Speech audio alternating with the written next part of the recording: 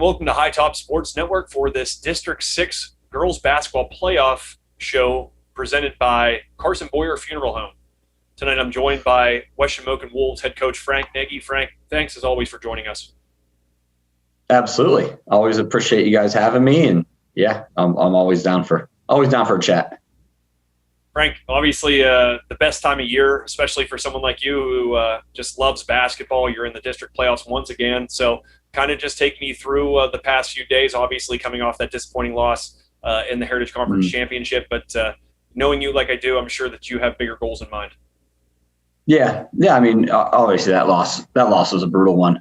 Not just losing in the championship game, but how we lost. It was a offensive struggle for most of the night, and we fought back. Credit to the girls. They worked hard. They fought back, and just came up short. Just didn't finish it through. So, that was our first goal of the season. Obviously there's a lot of steps to get to that goal, but and we didn't achieve it, but it has no negative impact on goal number 2, which is a District 6 championship. They're separate, and we now put ourselves in a position as the 2 seed, and that's something that from the beginning I felt being a 1 or a 2 in district was going to be a huge thing.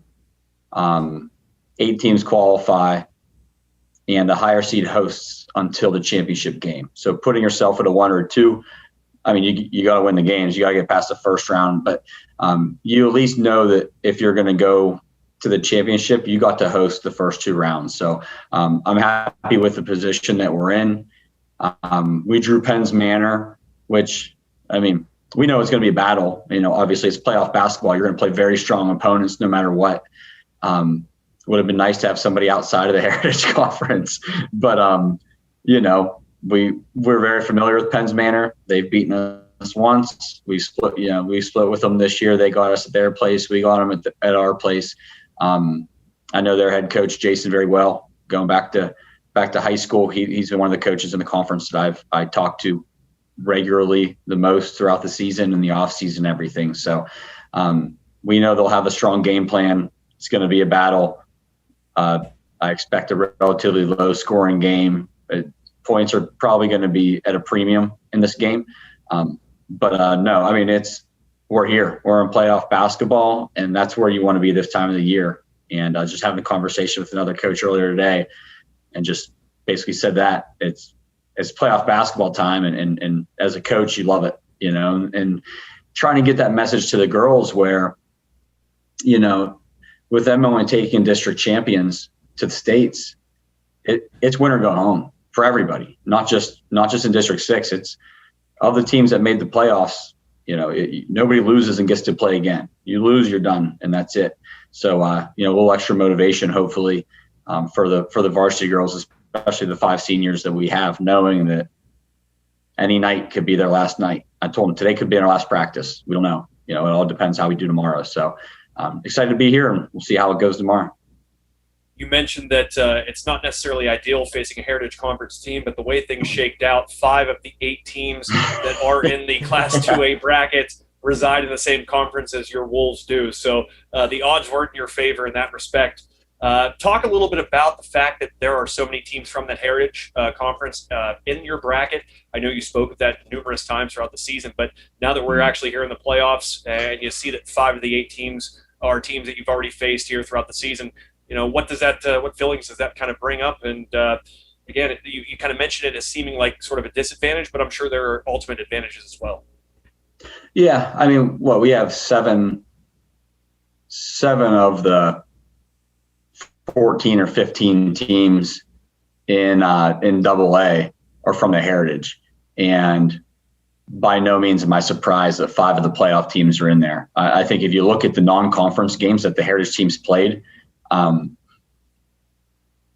the teams that made playoffs, I think Blairsville is the only one that lost a non-conference game this year. I think us, Homer, United, Penns Manor, I think all of us won any non-conference games that we've played this year. I know Blairsville lost a couple tough ones, so I'm not surprised by any means that it's Heritage loaded. I know, United's going to Homer. Those 2 teams probably aren't too thrilled with that for the first round 4-5 matchup. I know I talked with Jason and with Penns Manor and us, obviously everybody would have liked to get some non-heritage teams, but inevitably a couple of us were going to be matched up no matter what. And no, I mean, I think it's just as much an advantage as a disadvantage. I mean, it's pretty much, like I said, I mean, in terms of scouting and things, didn't have to do a whole lot more. I mean, we have the scouting sheets that we that were already created for the first 2 games. Obviously, this time of the year, coaches put in some tweaks in offense and some tweaks in the defensive side. So we look for some of those things, but it's vice versa. They know they're going to know us inside out. They're going to know our play calls and stuff. So really, it doesn't matter who you're going to play. That especially when you're in a quarterfinal situation, there's only 8 teams.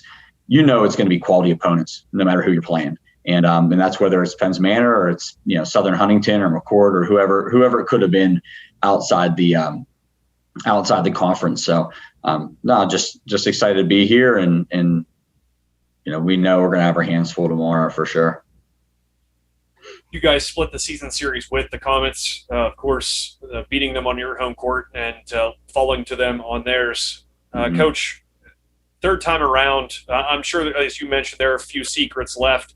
But what are your expectations for Penns Manor? What are some of the things you can certainly expect out there?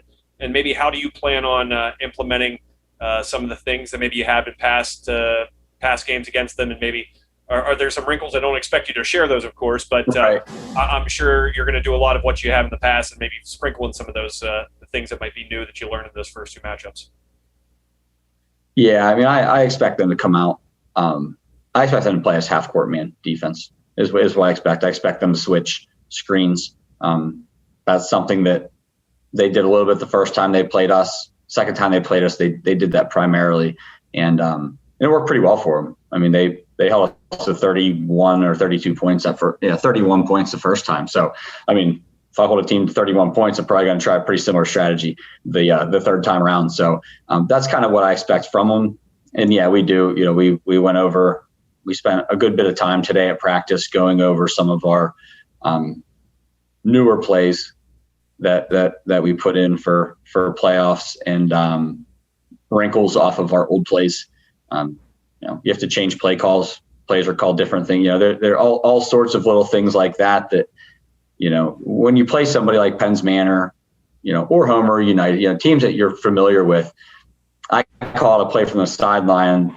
Their girls are going to echo it, and they're going to know it's coming. So, I mean, and it's vice versa. It's for us, when we see them do a certain set, we're going to have an idea of what they do. And it's kind of that chess match of does somebody have a counter?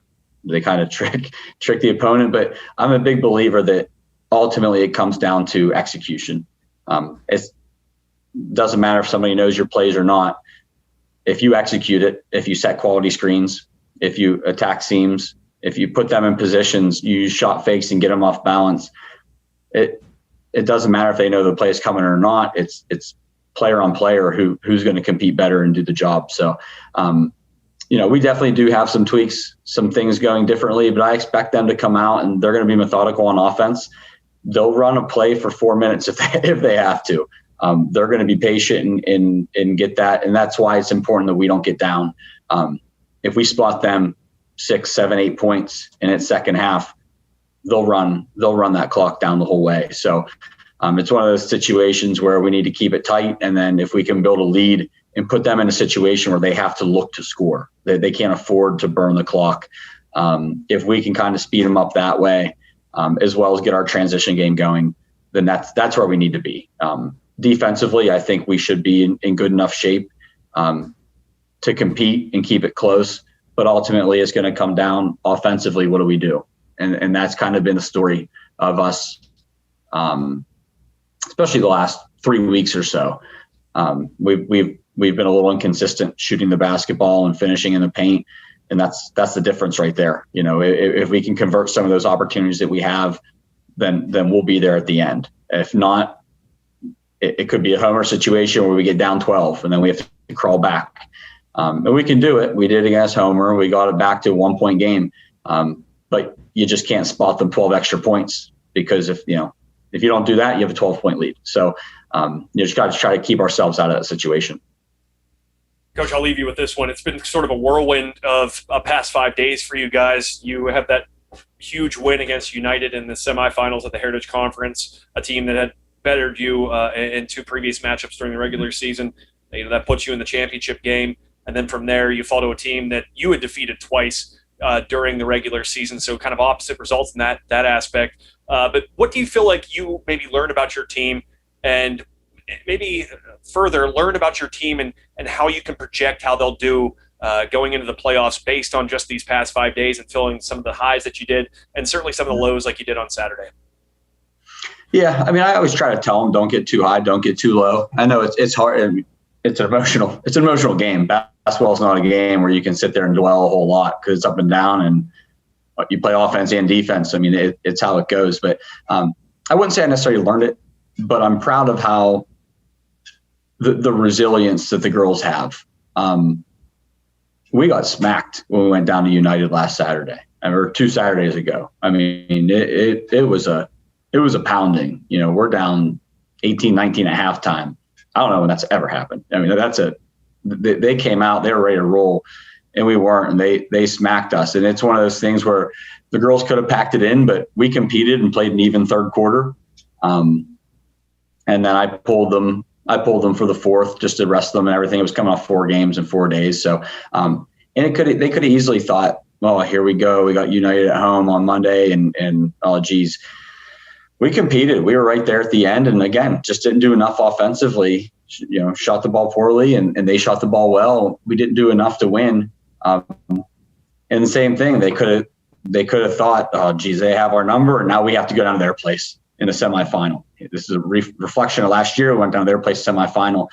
They battled the whole time. And that was the thing, that after that first half of the United game, when we got beat up, they battled with them the whole way. And I know that we beat Homer, and I said this before the United game. I'm not a huge believer in the, beating a team 3 times in a year, because unless it's an even matchup, and that's exactly what it was with us United, with us Homer, with us Penns Manor. It's difficult to beat a team 3 times if it's an even matchup, and that's what the first 2 times we played Homer, it could have gone the other way. They could have beat us those times, and we could have won this last time.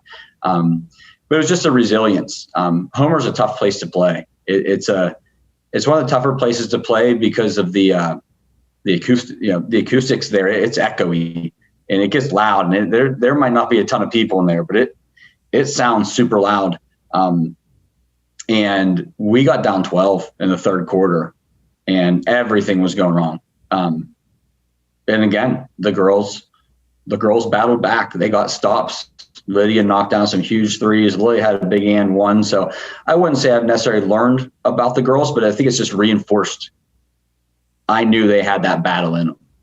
And that's why they earned the 2 seed this year. Because regardless of who they played, they prepared hard, they prepared the right way, and they're working hard. And whether you have an off night or an on night, you play defense and you work hard, you're usually going to be in the game at the end of the night. And we've been able to do that. And because of that, we've been able to pull out some close wins. So that's kind of what I'm expecting to carry on tomorrow, but time will tell. We'll see. But that's what I expect tomorrow. And the game that Coach Nagy just mentioned will be on High Top Sports Network on March 2nd. I believe the game starts at 7 o'clock. Correct me if I'm wrong there, Frank. Yep, you're correct. 7 o'clock. So I think we're going to be on the air a little bit prior to that. So for the folks out there, make sure you tune in for that to catch Coach Nagy's Shamokin Wolves taking on the 7th seed Penns Manor Comets. Coach, thank you for joining us on this High Top Sports Network District 6 preview presented by Carson Boyer. Yeah, absolutely. Anytime. Appreciate it, guys. Best of luck tomorrow, Coach. We'll certainly see you there. And until then, don't watch too much film. Hey, if we're not prepared at this point in time, then we weren't doing our job. So, no, we're good. Well, we look forward to seeing you tomorrow, Coach. And again, thanks for joining us on this District 6 basketball playoff preview. Absolutely. Thank you. Thanks, Coach.